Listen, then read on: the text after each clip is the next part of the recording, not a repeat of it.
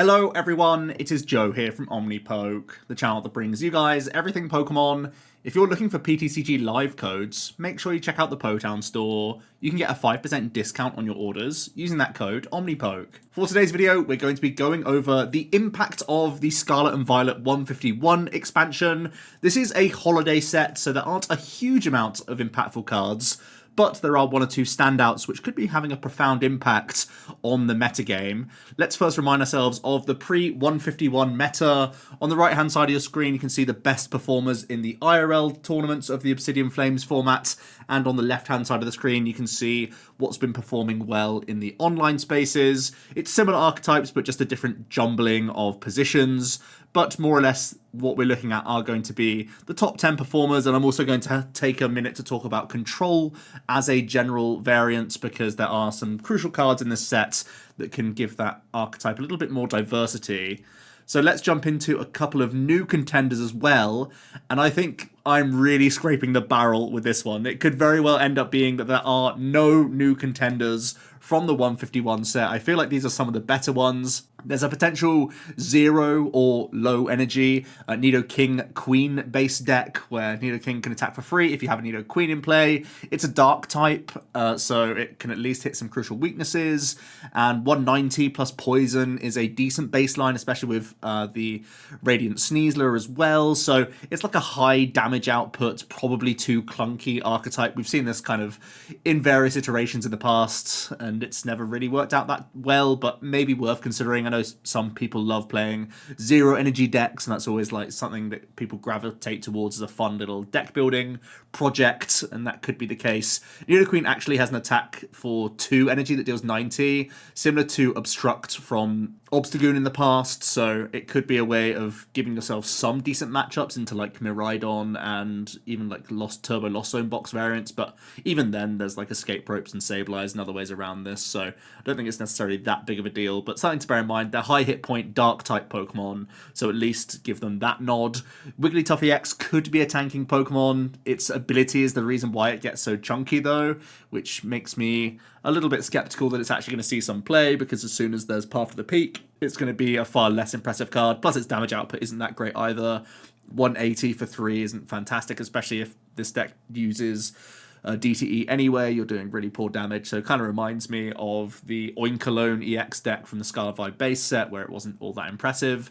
And Alakazam, also not that high damage output in general. Mindjack can be played around to an extent by the opponents, and even though this is a hit and run deck that doesn't require a ton of spaces being consumed by switch outs, because Alakazam sits on the bench and you just let other stuff sort of be in the act position, it's still such low damage that it's not that impactful. Yes, we have some annoying walling Pokemon like Klefki and Mimikyu, but as we've seen numerous times now, there are plenty of means around these sorts of Pokemon, and it's not the be-all and end-all for a number of matchups. So I feel like all of these are going to be sort of fringe decks at best, probably not even scratching that top 10. So I think they're going to be, you know, very low percentage play in the meta and shouldn't be huge considerations when we're looking at the format going forward. Let's start talking about the top contenders then. We're going to have the potential new inclusions on the left-hand side of the screen, and also talk about how these cards sort of change the metagame. And Mew EX is by far the best card in the 151 expansion. You're going to see this as a potential inclusion on a lot of the slides today, because it has an all-colorless attack cost, and we have some great energy acceleration in a number of decks in the format. Mew EX has a free retreat cost. It even has that handy ability in Restart, allowing you to top up until you have 3 cards in your hand. As we know, we're in a format with Iono, so this can give you some proofing, which is fantastic. For Lost Zone Giratina specifically, you're playing Mirage Gates, so you can get this online all in one turn, and it can open up a basic attacking option for the deck, which is really helpful because it allows you to keep a 1 prize board state but still have the burst potential of, similar to like a Turbo Lost Zone variant, where the Mew can be powered up all in one turn, play it down, play your gate, attach to it, even jet into the active or something like that. It could be a really handy card for some higher damage outputs, so seems like it could end up being a one-off inclusion for the deck. But I'm equally worried about Mew EX in other archetypes, because Giratina V-Star typically struggles when it's getting knocked out cleanly in one hit. Part of the reason why the Lugia matchup can be quite awkward is that just racing with T-Tars isn't the easiest thing for you to do, and Mew EX being teched into all sorts of other matchups means that Giratina is far less safe sitting around on the board, so I do think that is somewhat of a hiccup in that many archetypes might be actually using your own lost impact against you, and that could be a real headache if you are relying on tanking with Giratina in certain situations. Onto Lost Zone Box then, it's a similar story. I think this is actually slightly better placed in Turbo Lost Box than in Lost Tina, ironically, and that's because this deck doesn't play Path to the Peak, so you can actually get some Iono-proofing with that restart ability, which can be quite handy, and this is a great way to hit into Tina V-Star, whereas it's really bad for you to use the likes of your Dragonite in that matchup because you self-damage your bench so much, whereas Mew is quite happy to do this. And even Charizard EX, if you're forcing that single prize map against Terrestrial Charizard EX, you can easily force them to have taken 5 prize cards, then boom, you go Gate Attach Mew and response KO the Charizard EX, which is pretty dangerous. So yeah, it seems like a really strong card for the Turbo Lost Zone variant, just another one-of that could be included in the deck. Also, it's potentially fog crystallable, so you can even build the deck slightly more around this card. And because it's all colorless as an attack cost, once again, you don't have to do any weird deck building gymnastics to make this card work. On to Gardevoir. This one can also include the Mew EX if it really wants to. What's really interesting about Mew EX is that you can actually use opponents' Radiant Greninjas against them. If you gust a Radiant Greninja into the active, you can then genome hack the Moonlight Shuriken option. And previously, Gardevoir didn't have any spread attack in the deck, so this could be a way for you to knock out multiple single prize Pokemon with a boss's orders play on opposing Radiant Greninjas. This can be handy in the mirror, this can be handy against Lost Zone Box, and it also gives you an attack into, again, Lost Zone Giratina. How often have we seen that even with a Shining Arcana reversal combination to knock out a Giratina V-Star that you've had to self-damage so much that a Sableye can come in and respond on you? Even on like your Zacian and stuff, it can be really detrimental for you to take these lines against Giratina. Well, now you can turn attach to a Mew EX, double Embrace, and suddenly you're staying out of range of a Cram hit and a Sableye because you'll only have damaged yourself for 40, whilst you're knocking out a Giratina V-Star cleanly. So it seems like a really good trade and seems like a solid one-of to have in the deck list. Cycling Road, I think it's not that good in Gardevoir, honestly. I feel like the other stadiums have higher value, but could end up seeing play in the deck. It's just a simple discard and energy, draw 1. It's not really that impressive, but if we are starting to get into this position where there's so much Mew in the game that it makes Gardevoir not want to use Radiant Greninja, because every time you put your own Greninja down, you also have to sometimes put Manaphy down to respect a Mew EX. It's a really backwards way of thinking about it, but if you don't want to put Greninja down in as many situations, you may look to have draw in other means, and that could end up being a stadium card, and Cycling Road does offer a little bit of that. So I'd like to hear your thoughts on whether Radiant Greninja is still so crucial for Gardevoir that you're happy to put it down as well as a Manaphy, because taking up 2 bench spaces now starts becoming really awkward. So just a small note on Radiant Greninja, it may become less versatile in decks because Mew EX can take advantage of it in so many random situations. Just some food for thought there, and it's going to be interesting to see how this affects Radiant Greninja's play in the format in general. Miraidon also loves to see Mew EX. Of course, we have Flaffy Energy Acceleration in this deck, so it can also take great advantage of Mew. It's an aggressive deck, so giving yourself some Iono proofing is great, and it's a natural free retreater. We've seen things like Flying Pikachu, we've seen the single prize Zeraora make it into Miraidon, and yes, Mew isn't a lightning type Pokemon, but you are still able to have this searched out via your Ultra Ball and Nest Balls pretty happily. It may lead the deck to start playing Raihan to actually supplement this a little bit better, because there's many situations where you'll only get one Flaffy developed. So a small note there, that if you really want to make the most of Mew EX, this might need a bit of tweaking in the deck list. The other card is Zapdos EX. We haven't really read this one yet, but a little bit more specific to Miraidon, where it has a 90 damage bench snipe as long as your opponent has damage counters on them. This actually lines up really nicely if a Miraidon is hit into a V-Star Pokemon for 220, or even into something like a Mew, and you then play a boss or a rope, and suddenly multi-shot is getting the bench snipe to finish off that damaged Pokemon, and you're also hitting 120 into the active to possibly take out some single prize threats. That could be really big for your prize map. 120 is a really decent number for dealing with single prize Pokemon, which is very solid. So there's also the very obvious route of trying to take out multiple single prize Pokemon, and the way that you would damage something would be most likely having a flying entry Horlucha in the deck list. So you have to be a little bit careful with your bench management when you are trying to weave in this Zapdos EX, but it did very well in the Champions League in Yokohama very recently, so it seems like it's a worthwhile card. Once again, thanks to its ability, it can offer another free retreat option. Just by committing one lightning to the Zapdos, you can constantly pivot in and out, and that's a little bit better than just an attached retreat, of course, because you still have Raichu V in the deck, more than likely. So having an attach that doesn't have to pay itself to retreat is actually pretty handy, because it sits on board and then could be used for value with Raichu later. So yeah, seems like a couple great additions to Miraidon, makes the deck much more versatile, and makes the deck a little bit more dangerous in a few situations. Definitely having easier one-hit KO potential into Giratina and Charizard if the prize map falls your way, compared to having to, sometimes discard 6 energy with a Raichu V, which is just unviable if you haven't high-rolled your generators in a lot of situations, is a really cool thing to see for this deck. Onto Lugia Arceus, again, Mew EX, star of the show.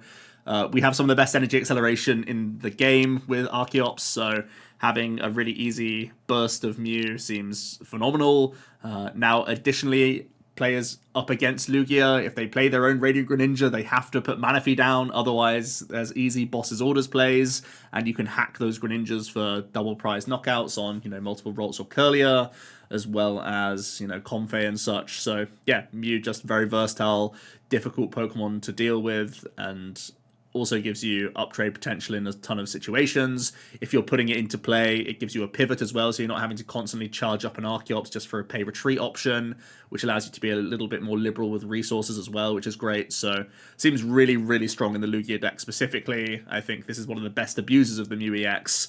And because that's the case, we could also see a Lugia Lax build once again come to the limelight because of Mew's versatility and its potential for higher damage output in these matchups. It seems like it could be a really nice alternative and makes the Snorlax build much more well-rounded, even if we're just seeing one copy of Mew in that deck. But I think specifically for Lugia Lax, it could go as high as 2 because the card's just so strong. On to Charizard then. Is actually really impressed at the Barcelona special event. I've actually just come back from that tournament for casting, and Charizard was really impressive. It was actually the Lost Zone variant that did the best last weekend, and I feel like just gaining 10 hit points on your Charmanders is already so good for that archetype. It's also really good for the Mew plus Jet Energy package that we saw in the Yokohama Champions League a couple weeks ago, because Mew, of course, has 60 hit points, so gaining 10 hit points on your Charmanders means you don't have to be petrified of Sableye as and when that comes into play. You're also just allowed to put 2 Charmanders down against Lost Zone box a lot more liberally now, knowing that even if your opponent does get to 10 quite early with a Sableye, you're not just going to get completely wiped off the board. So this is a huge buff to Charizard, and I feel like it's only just started to creep into the meta with a couple of brave deck builders, and it's going on leaps and bounds, I think, with this 10 hit point buff. I still feel like the Lost Zone variant may end up being the strongest. I also feel like the Gallade variant has a lot of validity to it, but I did also want to have a small note on the Pidgey. It has Call for Family, which adds to your internal consistency for the Pidgeot plus Arc build.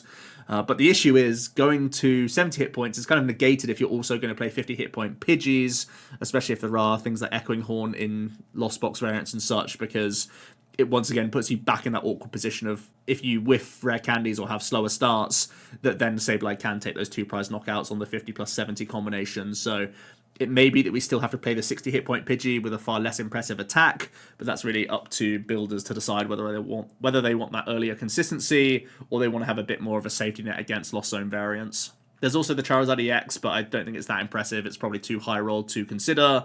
And Mew EX is, again, something we could be considering, but Charizard's own attacks are just so strong that you probably don't need this card. Rapid Strike gains basically nothing from the set. It's a little bit concerned about Mew EX, but fortunately Urshifu's damage output is so low that you don't actually care about it one-hit KOing you unless it's going into decks that play Choice Belts. Possibly it means that Turbo Lost Box could play Choice Belt and even the Town Store Stadium. That would actually flip a matchup, in my opinion, where the Rapid Strike box is a really awkward one right now, but if you play Town Store, to help you get to your Forest Hill Stones, then tech in Choice Belt. Now you have a means of Gale Thrusting an Urshifu for just 1 energy with a Mew EX, and I feel like that's a big, big swing in the matchup. Something to bear in mind. Could make this deck a little bit more obscure if Mew EX is in all sorts of archetypes. I also think it makes the Miraidon matchup significantly worse as well, because typically you don't want to use any of your Inteleon in that matchup. You're trying to lean so heavily into the Urshifu side of things that if, again, the Miraidon players are adding in Mew, it's going to be a much more difficult time in that matchup. Power Baxcalibur, once again, great energy acceleration deck, can use Mew. It's a very efficient attacker in the matchups where it's powerful, just 1 superior gets you swinging, whereas sometimes it's not the case for Power, it needs even more resources. This gives the deck a pivot as well, which currently isn't in the deck list. I would still probably say that Bibarel is going to be the best thing for Power Baxcalibur, just because you have this restart ability doesn't mean you can start trimming Bibarel necessarily. I think it's just an additional one-off that you could consider in the deck as an attacking threat. There's also Blastoise, it's a very well-statted Stage 2 Pokemon, and it does hit 280, which is a really good threshold, but it's not a consistency card, and Power Baxcalibur is already like quite a tight deck list, so it would have to be a sort of tech inclusion if you're trying to tank and you feel like that in other racing matchups this isn't really that helpful. The big issue is that the main racing matchup is against Miraidon and you have a lightning weakness, so I don't think it helps out in that occasion too much. So I feel like it probably doesn't make the deck list, but it seems like a quite powerful card. There may even be builds of Blastoise on its own, because it feels like it could be built this way, just like a Blastoise Bibarel style deck that still plays very heavy Irida and Superiors, but possibly some people experiment with the 101 line in this deck as well. Onto Fusion Mew, I can't really get my head around it, but a ton of Japanese deck lists are choosing to play high counts of Snatch Arm, and by high I mean like I've seen 4 copies sometimes in Mew players' lists over in Japan. I feel like this isn't a super impressive card personally, and it's not consistency. It's just a mild disruption and sometimes just as a blank in your deck, which feels really bad. It does increase your overall cram options. It can be a way of certainly making Lugia have worse hands and a few other archetypes have slower starts here and there, but I don't feel like it's drastically changing too much in the game. I don't know, I need to playtest this more myself because I've seen the deck lists and I've been pretty uninspired when I could just play extra like Nest Balls, Feather Balls, even things like Trekking Shoes in Mew and just get into the game more often.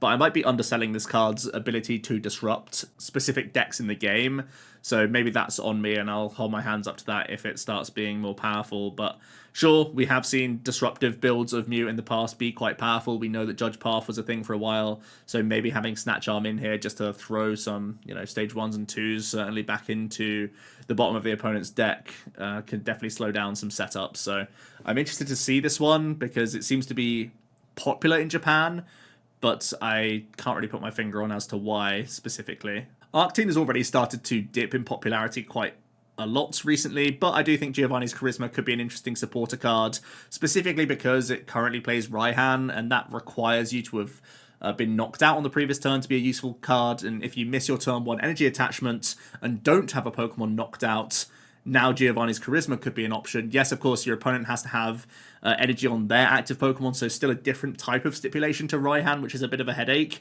but this could be a way for you to get a turn 2 attack off, and I think that's also worth considering, possibly alongside or instead of Raihan.